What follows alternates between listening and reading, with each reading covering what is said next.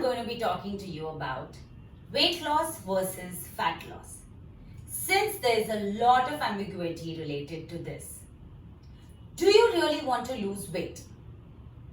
If you answered yes, what you are really wanting to do is lose fat. The 5 main topics that I'm going to be covering today are: the first one is what comprises of your total body weight. Second, common misconceptions. Third, muscle over fat. Fourth, why do we need muscle mass? Fifth, how to gain muscle mass. So let's start with what comprises of total body weight. Weight is probably the most commonly measured body parameter, a standard ritual in any medical examination, and an obsessive benchmark for all those who are willing to lose it or not gain it. So when you read that number on your bathroom scale, that number actually represents multiple components that comprises of your total body weight. Your total body weight comprises of muscle mass, body fat, bones, organs, and water. Since we have no control over the weight of our bones and organs, we will focus on 3 constituents of body weight: muscle, fat, and water.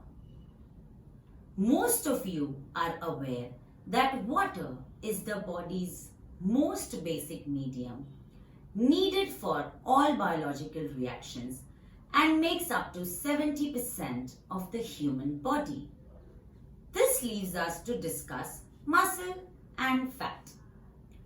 Please listen very carefully, as this have not been discussed very clearly. Are you one of those who have the habit of checking weight on daily basis? I used to be one when I started my fat loss journey and often was distracted by it. I was always frustrated due to the fluctuation in weight and wanted to know the reason for it. So I started monitoring my weight, which helped me to understand the reasons behind constant fluctuations. I would like to share 3 common reasons for fluctuations in weight which may apply to many of you.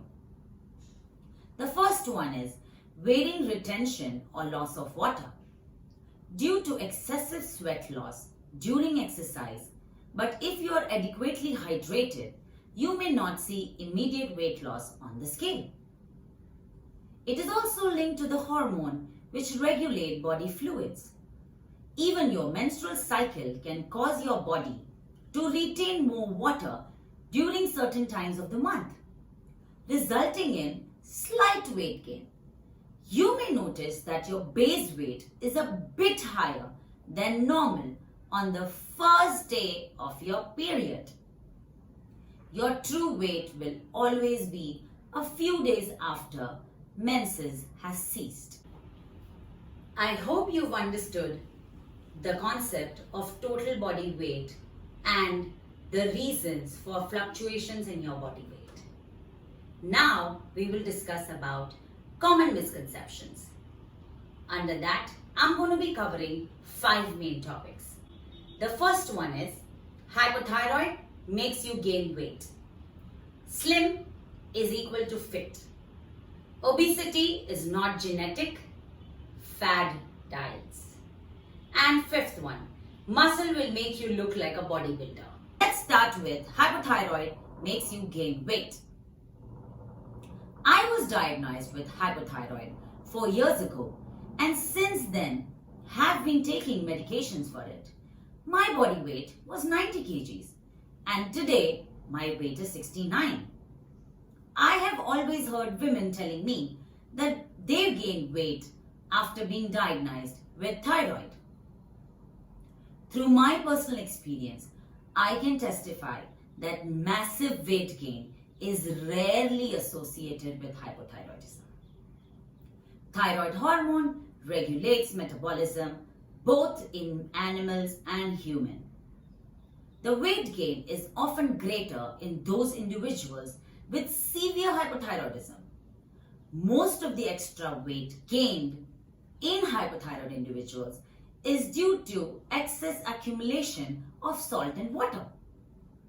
If all the symptoms of hypothyroidism other than weight gain resolve with thyroid hormone treatment, it is unlikely that the weight gain was solely due to hypothyroid.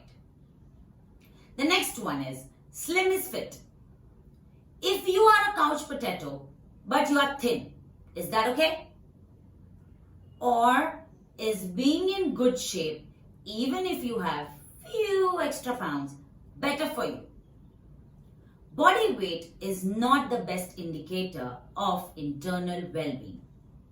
A much better indicator is your diet. When it comes to your health, it's what is on the inside that counts the most, as you really are what you eat, a very famous phrase coined in early 1800s. We probably all know someone who doesn't do anything at all and is skinny. Meanwhile, you might be exercising daily and you still can't shed those last few kgs. I would like to clarify that obesity is defined as excess body fat, not excess body weight. Like I said before, your weight alone doesn't determine your health. Likewise, just because someone is thin doesn't mean they are healthy. On the other hand, it's also possible to be lean but at high risk for disease. These people are referred to as thin on the outside and fat from inside. So now you know the facts? Just because someone looks skinny, don't just assume they are healthy.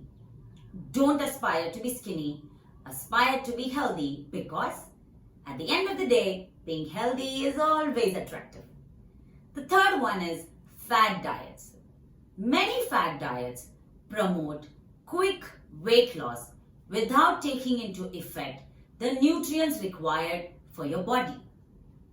These weight loss plans will rarely help you, at times can even cause health problems. Often these diets aren't well researched or the research is faulty. They may include high fat, low carbohydrate or high protein. Some hype particular foods like cabbage, raw foods, or eliminate important sources of nutrition such as grains. However, all have one thing in common: a temporary solution to what for many people is a lifelong problem. Once the diet is stopped, the lost weight is usually regained quickly, since the fat diet doesn't focus on lifestyle modification, which is necessary to keep the weight off.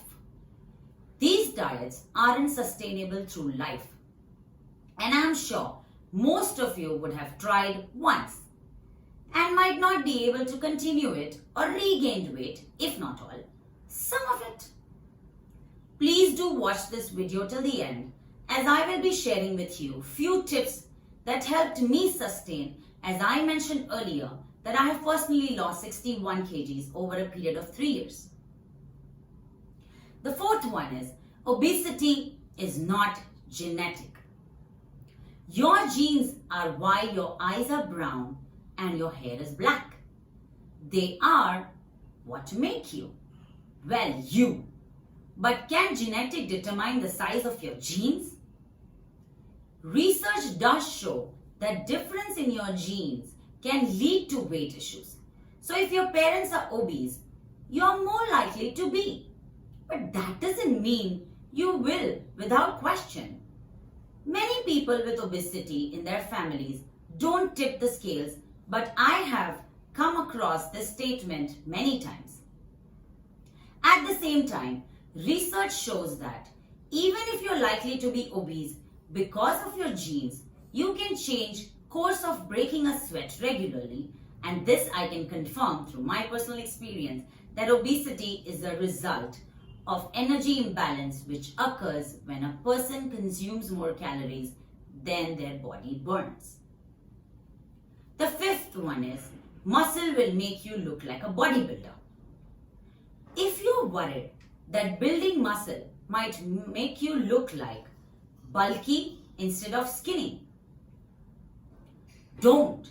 Muscle is much denser than fat, meaning if you weighed the same as you do now, but you had more muscle than fat, you would actually appear thinner. Underneath our fat, we all have muscles, and once we lose the excess fat, our muscles become visible. The amount and type of strength training required for cutting is quite different from what is required in the bulking phase. Let's understand this concept in detail in our next topic. Muscle over fat. I'm going to be discussing about muscle makes you look lean, fat is equal to bulky, and muscle is equal to lean. Now I'm going to be discussing with you, muscle makes you look lean. Have you ever thought about it?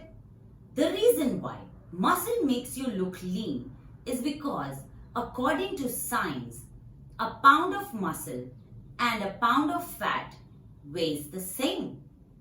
The difference between the two is density. In simple words, a pound of marshmallows is going to take up much more space than a pound of steel. You may have heard that muscle weighs more than fat. However, I would like to cite one more example for you to make this concept understandable. The same is true with fat and muscles. A pound of fat is bulky, fluffy, and about the size of a small grapefruit, while a pound of muscle is hard, dense, and about the size of a tangerine. Fat is equal to bulky and muscle is equal to lean. Two different people who weigh the same amount can look very different when one has high percentage of fat and the other has higher percentage of muscle. Muscle serves a different function than fat. Fat helps to insulate the body and trap in the body heat, while muscle boosts your metabolism. This means the more muscles you have, the more calories you burn when you are at rest. Let me repeat, when you are at rest. Yes. Now we are going to move to why do we need muscles? Muscle will help you lose fat. Muscle is vital to your success for losing fat. Muscles have these little fat burning powerhouses called mitochondria. Mitochondria are cellular power plants that are responsible for the production of energy. And it stands to reason that the more mitochondria you have, the more potential to burn fat. The second is, muscle will help you look lean. Most people don't know that muscle is also heavier than fat. If you were to increase your muscle, lean body mass, to the point where you were able to reduce your body fat percentage, you may actually weigh more than you did when you were skinny or obese. Third is, muscle will help you live longer. Muscle mass declines as we age. People with a higher percentage of body fat have higher overall death rate regardless of their weight or body mass index. That means people with a low body weight but a poor muscle to fat ratio are also at higher risk for obesity. Maintaining muscles strength throughout life and especially in later life is extremely important for longevity and aging independently. The last is how to gain muscles. In that, I'm going to discuss with you 4 points. The first is diet. You can lose muscle even if you don't diet and exercise the right way. If you try to cut calories while at the same time run on a treadmill for an hour a day, 5 days a week, your body may not have the energy it needs to perform. After a certain point, your body will start metabolizing muscle because it needs energy once the other options are exhausted. Weight loss will occur at the expense of both fat and muscle loss, which will do very little to improve your body fat percentage.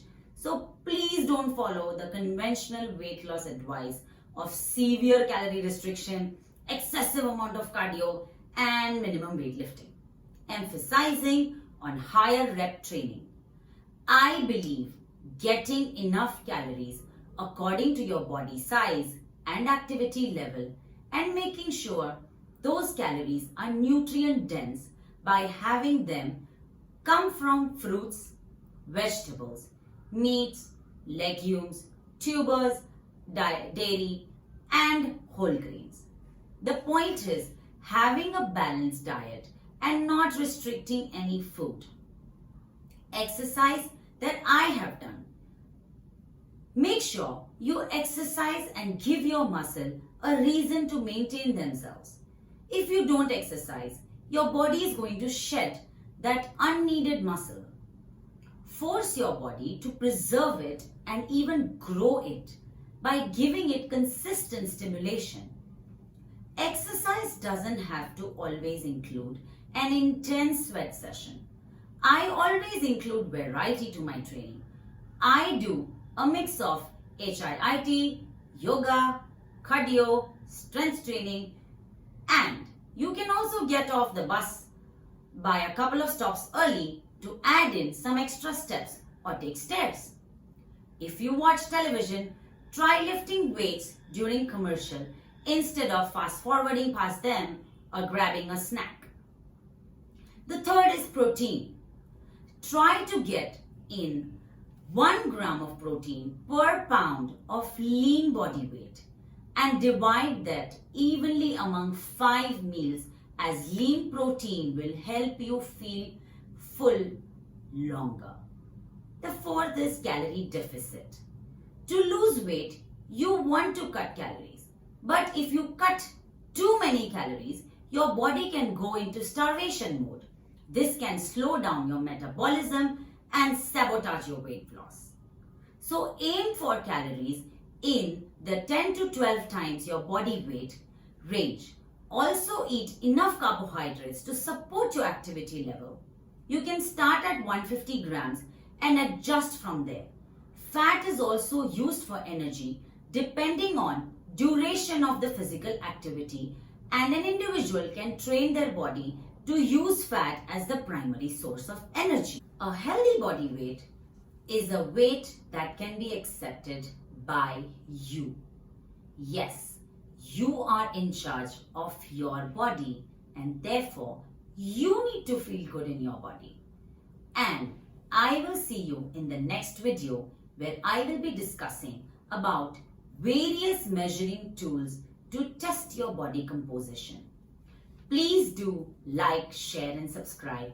Fitness Made Easy. And as mentioned, I want to see you in the next video so that we can understand how to measure body composition much better.